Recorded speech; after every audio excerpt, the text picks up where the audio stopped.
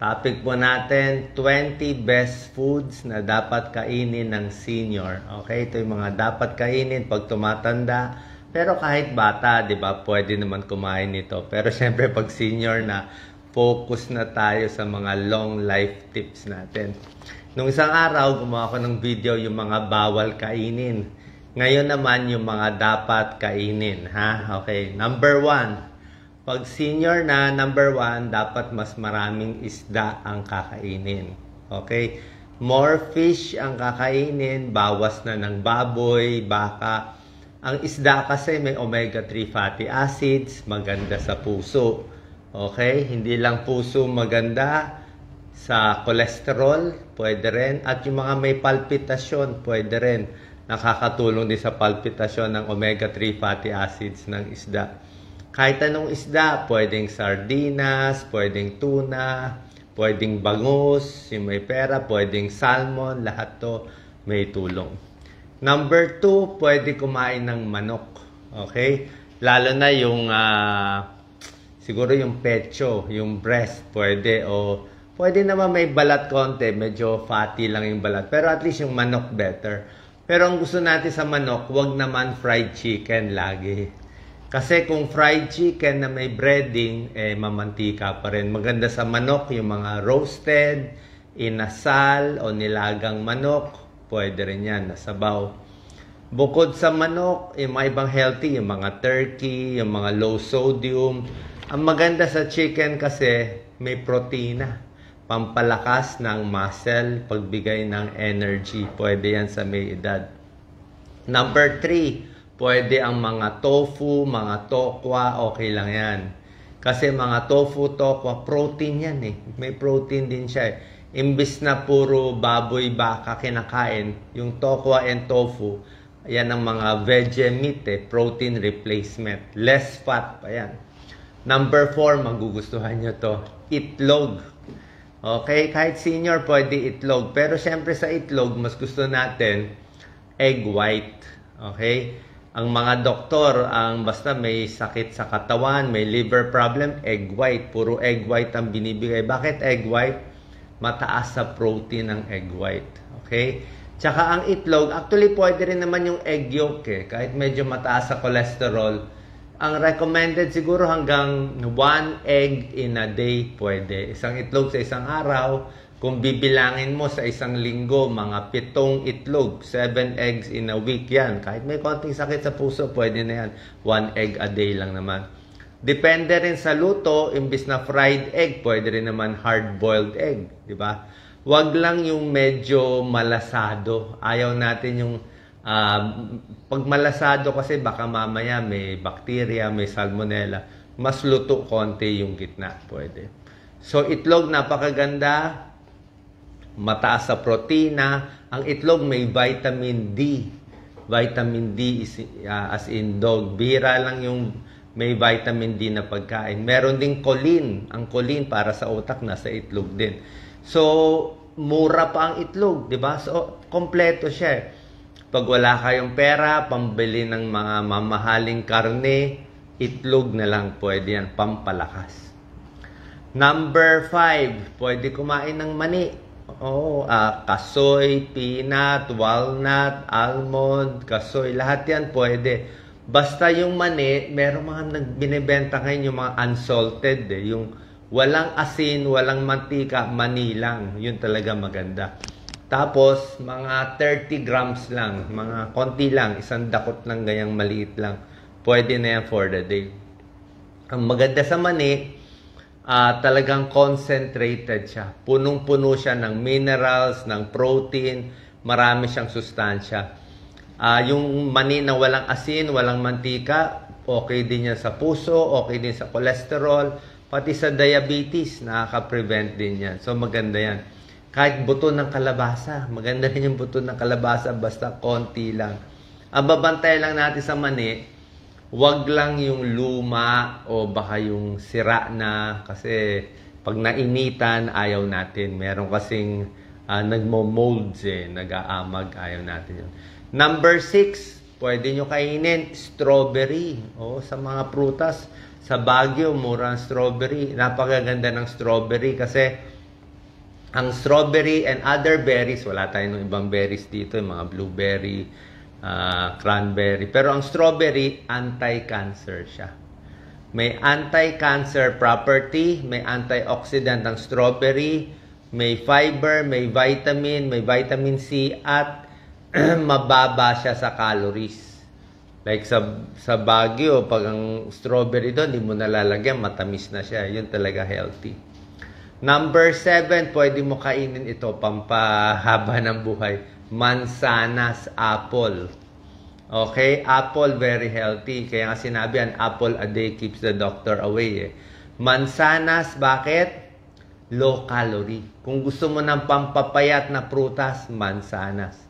Para sa diabetes, mansanas din. Ang baba ng glycemic index ng mansanas. Pag gutom ka, magmansanas ka. Pag stress ka, amuyin mo lang yung apple. Apple smell, apple scent, pamparelax. Pag nagpa-panic attack, mag-amoy ng apple.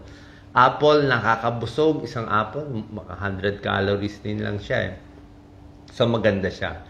Pears, pwede rin. Apple, tapos yung balat ng apple, hugasan lang maigi. Pwede mo kainin konti nung balat. Kasi nasa balat yung fiber, yung pectin. Good for digestion, anti-inflammation, good for the heart. Ang baba lang ng sugar niya. So, hindi ko sinasabi apple juice. Apple juice, matamis na yon, may asukal na yun. Apple mismo. Diba? Actually, saging din pwede. Pero yung saging, wag lang masyadong marami. Mga 1 to 2 bananas lang. Tapos, wag din yung overripe. Wag din yung sobrang tamis. So, konti lang ang prutas kasi naman okay. Apple, pears, saging.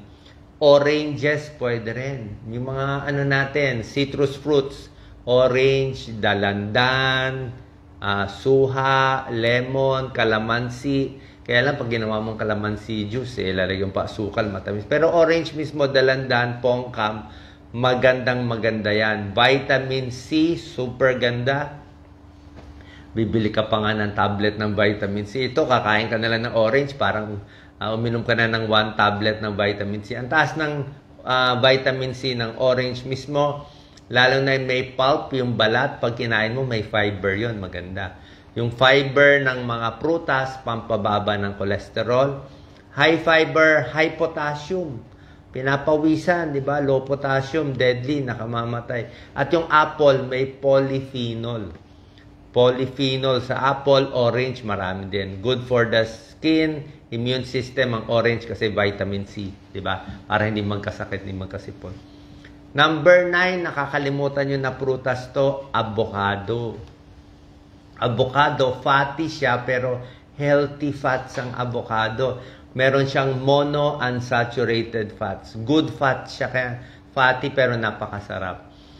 Para makain, siguro konting-konting asukal lang. Konting-konting matamis lang. Pero avocado mismo, maganda. Although high calorie siya. High calorie pero very healthy yan.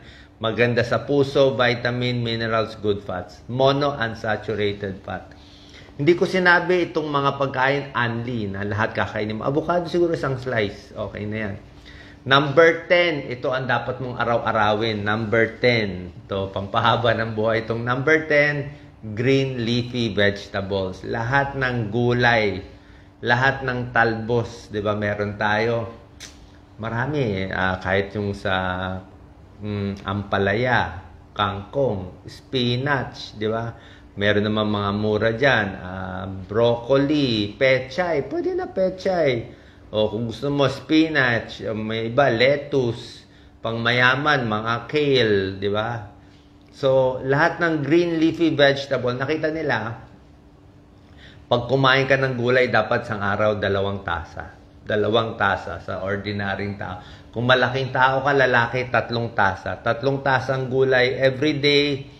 Wag lang mamantika, wag mo na lagyan ng maraming taba na sahog. Basta gulay lang, lagyan mo bawang, kamatis, sibuyas, okay na yon.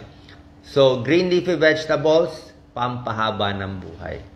Green leafy vegetables sa pag-aaral, bawas cancer. Halos lahat ng cancer na babawasan niya. Cancer sa bituka, cancer sa tiyan, cancer lahat. Kung marami kang bisyo, naninigarilyo, uminom ng alak, kumain ka maraming gulay, baka makontra konti. ang bad effects ng sigarilyo at alak. Green leafy vegetables, pampapayat. Busog ka pampapayat. At pampababa ng diabetes. Hindi ka magkaka-diabetes kasi ang green leafy vegetables, siya siguro ang number 1 na pagkain pang diabetes. Bakit siya number 1 sa diabetes? Ang mga gulay, pechay, ampalaya, ganyan. Pati okra. Diba sa diabetes, ampalaya and okra may tulong Ampalaya may component siya na para di sa diabetes, may special component siya. So, bakit siya number 1 sa diabetes? Number 1 na magandang green leafy vegetables kasi mababa ang glycemic index niya. Glycemic index, ito yung number na nagsasabi gaano kabilis ma-absorb ang sugar sa katawan para tumaas yung blood sugar mo. So, pag ang glycemic index mo 100, sobra taas yan. Glycemic index mo 15, maganda yan. 50 sa gitna, balance lang yon. Ang gulay, ang pinakamababa, isa sa pinakamababa, 15 lang ang glycemic. So, kahit ang dami mo kainin gulay, hindi tataas blood sugar mo. Ang pampataas talaga yung mga kanin, soft drinks, tinapay, donut, yun talaga, shoot up ka agad. Number 11, broccoli, cauliflower. Oo, bakit mahal ang broccoli? Cauliflower, a little less, no? Ang tawag dito, cruciferous vegetables. Ang inaral ko dito sa broccoli, anti-cancer siya. Top siya. Parang mga superfoods to na pang anti-cancer. Strawberry, broccoli, yan talaga. May mga pag-aaral sa Amerika yan. Department of Agriculture, less cancer. Kaya pag nakakita kayo ng broccoli o strawberry, kainin nyo. Kasi anti-cancer yan. Oo. Medyo mahal lang nga. Diba? Fiber, vitamins, antioxidants. Number 12, magandang kainin sa senior. Actually, sa lahat ng tao to, hindi naman pang senior Pero sa senior kasi, dapat ito ka na kasi. Kasi gusto mo na mababuhay mo Pero pag teenager ka, gusto mo pa kumain, gusto mo pa magbara konti yung ugat mo, di pwede ka muna lahat ng gusto mong fast food. Pero kung bata ka pa, gusto mo na rin healthy, okay na to. Number 12, carrots. Ako nga, almost every day uminom ako carrot. Carrot juice, carrots. Bakit maganda ang carrots? Kita mo naman yung kulay ng carrots. Very orange. Ang ganda ng kulay ng carrots. May beta-carotene ang carrots para sa mata. Diba? Bababa bad cholesterol mo. Diba yung mga may cancer? Yung mga may cancer, carrots ng carrots Actually, pag may cancer na, medyo hindi na effective yung mga juicing natin. Pwede pa rin.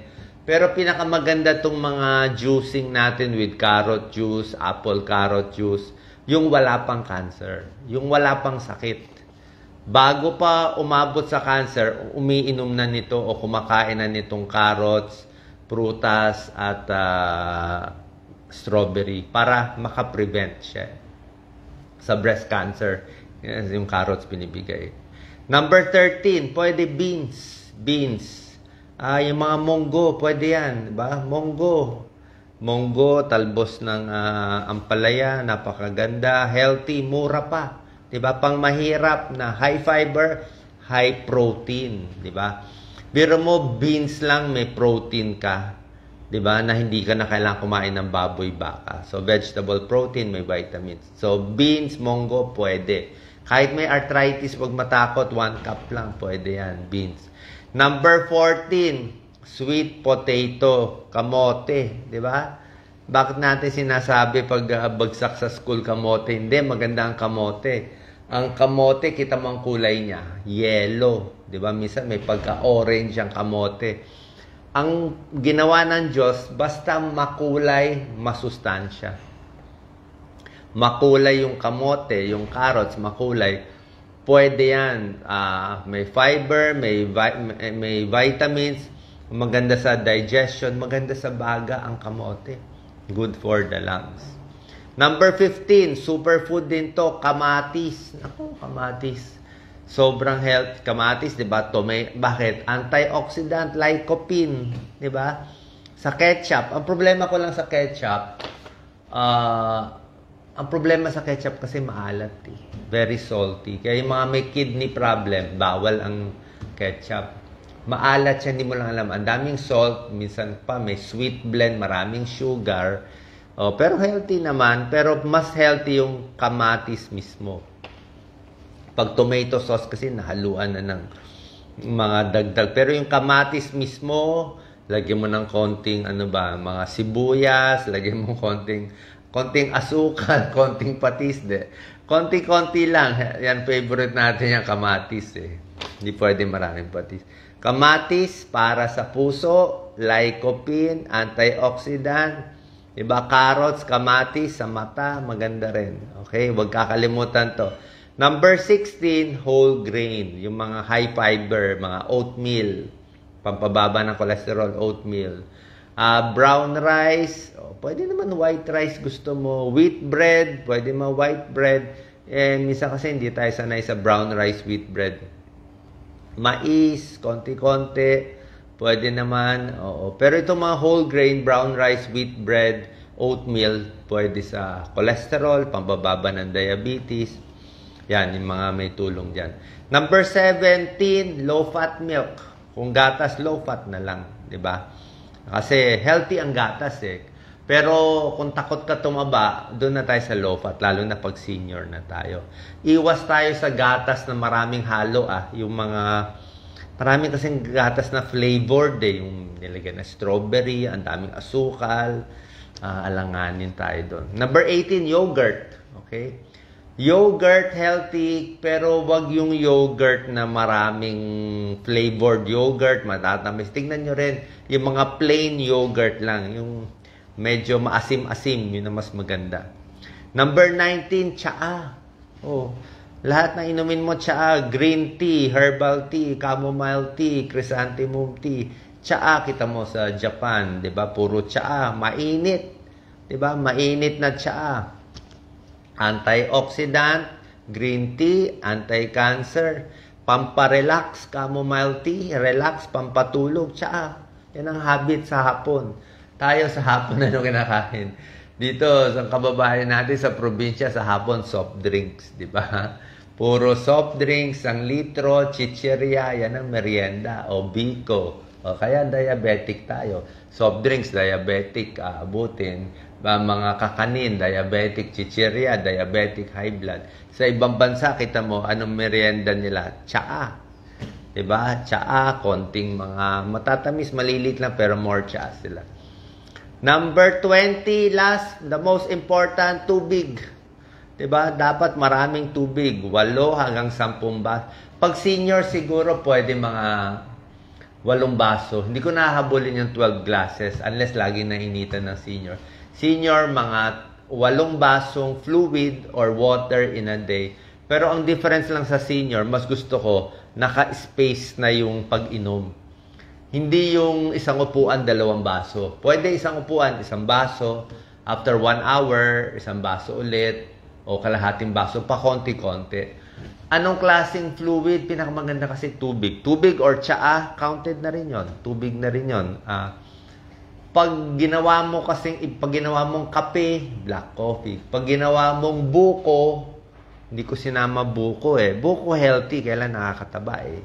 Kasi siyempre senior kasi marami sa senior tumataba. Ang problema natin sa senior, dapat talaga bawas calorie.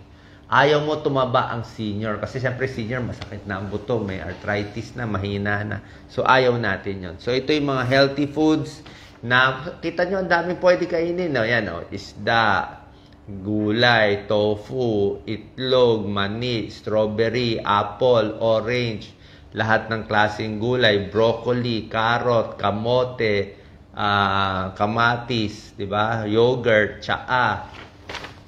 So ano yung bawal? Okay? Yung bawal, alam niyo na yung bawal, lahat ng maalat, bawal. Sobrang tamis, 'di ba? Wala akong binanggit na cake, wala akong binanggit na pastry o croissant, wala akong binanggit na mga cookie, na mga matatamis. Wala akong binanggit na taba ng baboy o pork chop. Wala akong binanggit na alcohol. Lahat ng mga bad Alcohol, sobrang kape. Kape pwede siguro 2 cups. Wag lang naman 6 cups. Bawal ang hilaw Hilaw bawal. Ayan, bawal ang hilaw na karne, basta may dugo-dugo, lutuin nyo, hiwain nyo. Bawal ang may dugo-dugo, lalo na sa senior. Kasi pag ang senior nagtae, delikado. Pag kayo, 30 years old, nagtae, mabubuhay naman kayo. Pero pag senior nagtae, delikado. Baka maubusan ng tubig sa katawan. Mas mahina kasi katawan. Bawal din yung madidikit sa senior, madidikit. So, bago pala kumain, inom muna ng 2 lagok ng tubig. Very important. Senior, mahirap na lumunok. Senior, madalas na masamid. Bakit? Umihina dito eh. Mahina. Ang senior, mas konti ang laway. Mas konti ang laway ng senior. Kaya kita mo laging dry mouth. Kasi nga, tumatanda eh. So, dapat inom muna 1-2 basong tubig. Lagok muna para madulas dito bago kumain ng madidikit kasi baka magbara. Tsaka pagkain, mas maliliit ang hiwa. Ha? Mas dahan-dahan, hindi pwede lalamon ng marami. Hindi na tayo bata, kakain ka ng marami, baka mabangungot tayo. Okay? Yung mga spicy, masyado, iwas na. Mamantika, mas spicy, yan yung mga pambatang pagkain, iwas na. Doon na tayo sa mga lugaw-lugaw, sabaw-sabaw, mas healthy na kakainin. Diba? Parang sa Japan. Tapos pa konti-konti lang. Okay? Sana po nakatulong to. Yung mga dapat kainin ng senior. At nabanggit ko rin konti. Meron akong another video na gawa na nung isang araw. Yung mga bawal kainin ng senior. Salamat po. God bless.